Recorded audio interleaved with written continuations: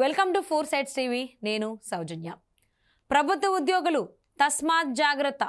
అష్టకష్టాలు పడి తమ రక్తాన్ని చెమటగా మార్చి మిమ్మలను ప్రయోజకులను చేసిన మీ తల్లిదండ్రులను పట్టించుకోవడం లేదా? వృద్ధులైన మీ పేరెంట్స్ను నిర్లక్ష్యం చేస్తున్నారా? బుక్కడి అన్నం పెట్టకుండా నీటి ఇవ్వకుండా ఇంటి నుంచి గెంటేస్తున్నారా? భార్య మాటలు విని వృద్ధాశ్రమాల్లో వదిలేస్తున్నారా? ఇక మీ పప్పులు ఉడకవు. వృద్ధ తల్లిదండ్రులను పట్టించుకొని ఉద్యోగులపై కొరడా జులిపించేందుకు సిద్ధమవుతోంది రేవంత్ రెడ్డి సర్కార్. ఈ సంస్కరణను ప్రభుత్వ ఉద్యోగుల నుంచే స్టార్ట్ చేయాలని భావిస్తోంది. దేశంలోనూ తెలంగాణలోనూ 60 ఏళ్లు పైబడిన వృద్ధుల జనాభా 10% ఉంది. ఆ లెక్కన రాష్ట్రంలో వయోజనుల సంఖ్య 45 లక్షలు అని నిపుణులు అంచనా వేస్తున్నారు. రానున్న రోజుల్లో వీరి సంఖ్య మరింత పెరిగే ఛాన్స్ ఉందని చెబుతున్నారు. దీంతో వయోజనుల సంక్షేమంపై రేవంత్ ప్రభుత్వం ప్రత్యేక శ్రద్ధ పెట్టింది. పిల్లల ఆదరణ కరువయ్యే వృద్ధ తల్లిదండ్రులకు ఆర్థిక భద్రతను కల్పించేందుకు నడుం బిగించింది. తల్లిదండ్రులను పట్టించుకొని పిల్లల వేతనంలో 10 నుంచి 15% కోత విధించి వాళ్ల తల్లిదండ్రుల ఖాతాలో నేరుగా వేసేందుకు ప్రత్యేక చట్టం రూపొందించాలని భావిస్తుంది. అయితే ఈ పని రేవంత్ రెడ్డి గవర్నమెంట్ అనుకున్నంత ఈజీ కాదని నిపుణులు అంటున్నారు. వేతనంలో కోత విధిస్తే ఉద్యోగుల నుంచి వ్యతిరేకత వస్తుందని, ఇదొక సవాల్గా మారే ప్రమాదం ఉందని హెచ్చరిస్తున్నారు. ఈ చట్టాన్ని ప్రభుత్వ ఉద్యోగులకే పరిమితం చేస్తారా, లేదంటే ప్రైవేట్ రంగంలో పనిచేసే ఉద్యోగులకు కూడా దీన్ని విస్తరిస్తారా అనేది చెప్పలేం.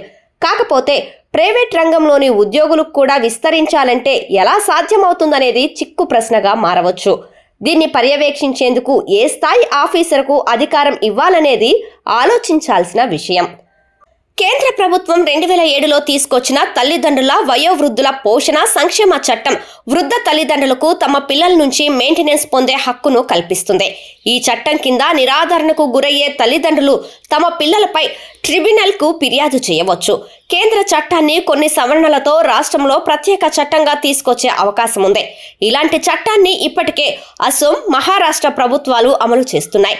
రాష్ట్రంలోనూ ప్రత్యేక యంత్రాంగాన్ని ఏర్పాటు చేసి తొలుత ప్రభుత్వ ఉద్యోగులను, ఆ తర్వాత ప్రైవేట్ ఉద్యోగులను కూడా దారికి తేవొచ్చని అధికారులు అంటున్నారు.